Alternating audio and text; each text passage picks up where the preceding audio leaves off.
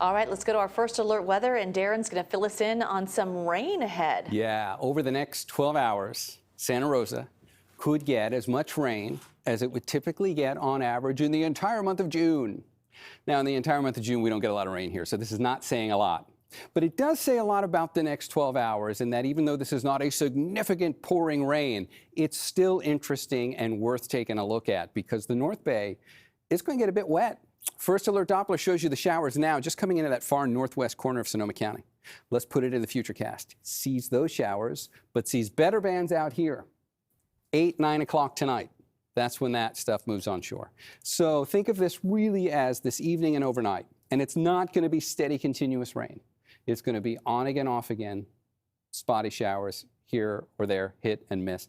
But they'll be able to add up over time. And I'll show you the rainfall totals here in a second. Some places it's going to be a lot if you're near the coast. But it's not till we get towards here, tomorrow morning, once the better chance for rain starts to get to the Golden Gate and south. And there's not going to be a lot left by the time it gets there. But there's a chance. You could get some light rain tomorrow morning if you're south of the Golden Gate, but it won't be a whole lot, certainly not really a whole lot to measure. Speaking of which, let's see how the totals play out on this. Santa Rosa could pick up about 1/4 of an inch of rain. Actually, it's closer to about 4/10 of an inch of rain would be the average. So average for the whole month of June, that is. So you may not get there. But other parts of Sonoma County will. Look at the coast. Let's come in for a close-up look at this, because it's a very different story right on the leading edge there. We could get 1 3/4 inches for some places along the Sonoma coast. It's the front lines. As this system comes in, it hits the hills, forces it to rise, and that's what makes the rain drop a little more. This will be good rain for the coast, and it'll be decent rain everywhere else in the North Bay. But if you're south of the Golden Gate, it's only a couple hundredths of an inch of rain. Most of that comes tomorrow morning. Here's why this is interesting. If you look at the clouds in a different way, instead of looking at the clouds, look at the water vapor.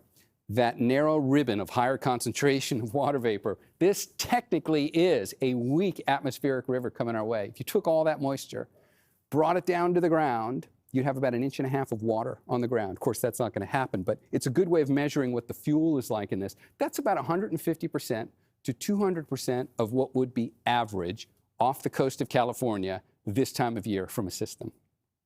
So this will be fun to watch. It's going to be much better rain to our north. Eureka might get about 1 inch out of this. And for them, this will be considered perhaps a moderate to strong atmospheric river. And they put these in a scale up along the coast. You can see in the red, this is really going to be Oregon storm. They will get a couple of inches of rain up there. Not bad for June. They've got a fire season to worry about up there as well. And oftentimes that smoke can come here. So we should rejoice that Oregon's going to get a good amount of rain out of this as well. All right, it's just cloudy for now. Temperatures right around 70 in general for most locations. Morning lows tonight go back down into the low 60s. Daytime highs tomorrow will warm back up into the mid and upper 70s. Now let's talk about temperatures, because after this system clears by late tomorrow, the first part of next week is pretty uneventful. The later part of it gets hot. San Jose, you're that bottom line. 92 for the daytime high by Friday. Now look at the microclimates. Inland valleys of the East Bay and North Bay valleys are top 2 lines, dangerously close to 100 by the time we get to Friday. Much more on that as we get closer to it. For now,